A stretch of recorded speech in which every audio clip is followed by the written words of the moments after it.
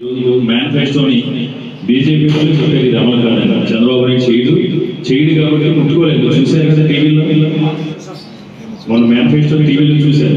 ముగ్గురు కలిసి విడుదల చేయాల్సింది బీజేపీ కేంద్రం నుంచి ఒక ప్రతినిధి పంపించింది.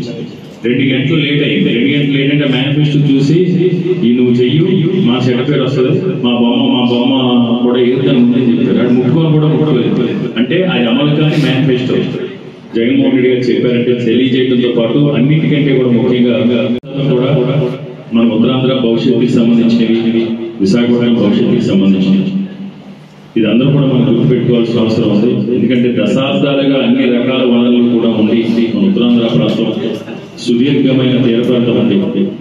అన్ని రకాలుగా పెట్టుబడులకు అనుకూలమైన భూములు ఉండి, వాటర్ సోర్సెస్ ఉంది, హైవే కనెక్టివిటీ ఉంది, రైల్వే కనెక్టివిటీ ఉంది, ఎయిర్ కనెక్టివిటీ ఉంది, సీ కనెక్టివిటీ ఉంది.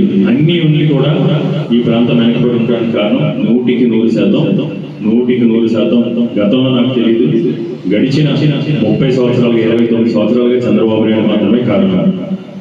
అది ఏ రకంగా అనేది మన ప్రజలు తెలియజేయాలి. 1995లో చంద్రబాబు నాయుడు ముఖ్యమంత్రి అయిన తర్వాత 2004 వరకు 9 సంవత్సరాలు ముఖ్యమంత్రిగా ఉన్నాడు. 95లో ఎన్టీ రామారావు ఎన్నికలు వచ్చి లాక్కునే 4 సంవత్సరాలు.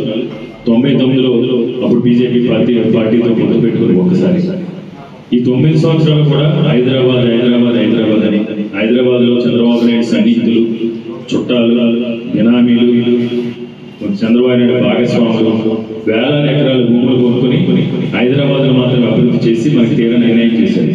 మళ్ళీ 2004లో రాజశేఖర రెడ్డి గారు ముఖ్యమంత్రి అయ్యి రాజశేఖర రెడ్డి గారి దయ వల్ల ఈ ప్రాంతం అభివృద్ధి చెందిందంటే ఏదైనా పరిశ్రమలు వచ్చినాయి, పెట్టుబడులు వచ్చినాయంటే ఈరోజు మనకు కనపడేవన్నీ కూడా రాజశేఖర రెడ్డి గారు తీసుకొచ్చినాయి. ఈ జనరేషన్లో మనకు తెలిసినాయి.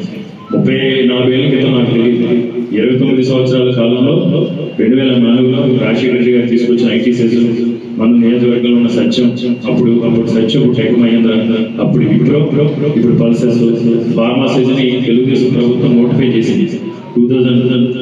2003 ఆగస్టులో నోటిఫై చేసి వదిలేశారు.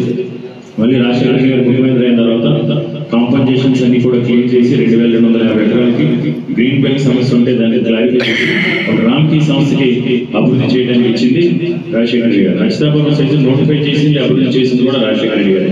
VKPCPR ప్రొకాల వెంకటరావు గారు దానికి చైర్మన్ కింద ఉన్నారు. అది చాలా మందికి తెలియదు. అది అద్భుతమైన ప్రాజెక్ట్. అది గంగవరం పోర్ట్ నుంచి కాకినాడ పోర్ట్ వరకు VKPCPR అంటే Visakhapatnam Kakinada petrochemical and petroleum investment region 110 గ్రామాలు ఎఫెక్టెడ్. దాంట్లో 1,50,000 కోట్లు పెట్టుబడులు వస్తాయి ఇప్పుడు దానికి సంబంధించి. అది ఆ రోజు రాజశేఖర రెడ్డి గారు 2008 జూన్ 23వ తారీఖున తీసుకొచ్చారు.